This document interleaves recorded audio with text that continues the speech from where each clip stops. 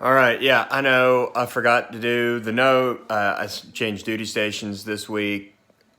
Supposed to run and didn't because of the fire. Like, I give you 1,000 excuses, but I didn't do it. I'm not going to type it up. I don't even have computer access at work yet. So I'm not going to spend an hour and a half typing at home. That's not happening. I'd rather do it with taxpayers' money. I digress. Here's your late, but still here, LM note. Happy Thanksgiving. Brandy's over there making some food. She's probably going to be angry that I flipped the camera over there. All right, hey. So, first thing, Chris, it looked like it's not a close match between Chris and Brandy.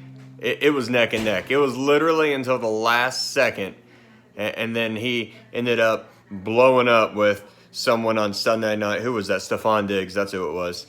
So 141 to 126 Chris's way. Chris is holding on to the last spot just like Brandy is for the playoffs in their division. And I'll explain the playoffs at the end. Dez somehow beat Brent. I think Brent and Joel are two of the best teams, but I think Brent's like the most consistent normally. I don't know. Joel's pretty good too. It's just crazy to say Joel has a good team. Like, I don't think we've ever said that. Joel, how many times have you made the playoffs? Like -4? Anyway, your people killed Jesus. Rangel beat him.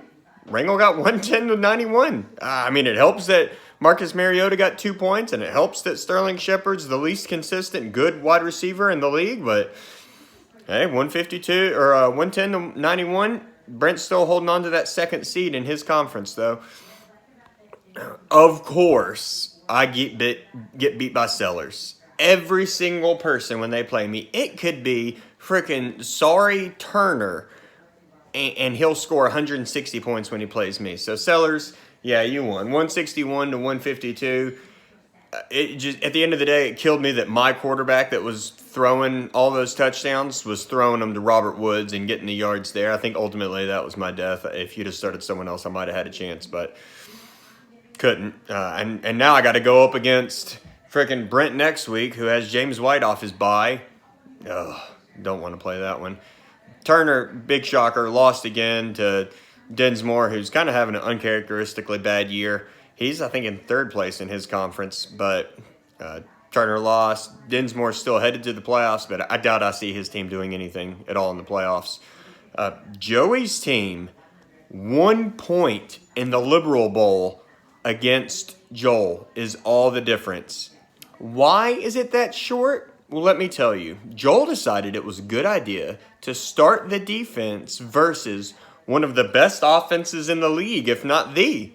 So how did that work out? Let's see. Philadelphia, -11 points.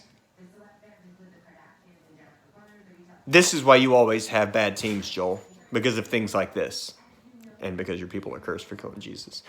Kyle beat Soltez 109 to 99. I think that makes Soltez the worst team in the league officially. He's tied with Rangel, but he's definitely the worst team in the league. Dalvin Cook never getting up just has killed him. Losing your big pick like that, but also it didn't help him.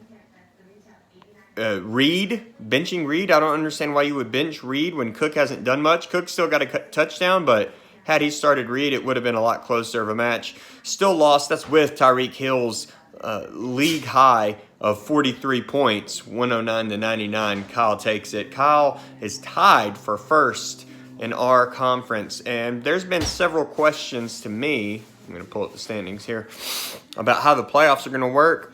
It's the same way it's been since I've been able to fix it. So it's Pacific versus Atlantic. Number 1 seed is going to play the number 4 seed. Number 2 seed is going to play the number 3 seed. So if the playoffs were to start tomorrow, it would be me versus Brandy and Kyle versus Joey. And then in the Atlantic, it would be Joel versus Freeman. That's an easy win. And then Brent versus Dinsmore, also easy win. So that's how it breaks out.